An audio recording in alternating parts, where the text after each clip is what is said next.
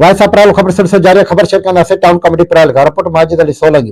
Town committee Pirayal में fruit फरोश mafia तरफां फ्रूट जा रेट ॿीणा करे छॾिया आहिनि। जॾहिं त रमज़ान मुबारक जहिड़े बाबरकत महीने में मुनाफ़िक़ोरनि उरूज ते पहुतल आहे।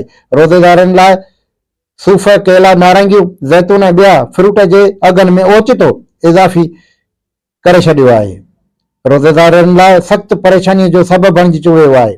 शहरनि जो चवणु आहे त इंतिज़ामिया जे बेहसी सबबु वापारी मनमानी अघ वसूल करे रहिया आहिनि, जॾहिं त सरकारी लिस्ट ते को बि अमल नज़र थो अचे। आला अख़्तियारनि ख़ामोशी तमाशो बणियल आहिनि, को बि चेक एंड बैलेंस मौजूदु न आहे।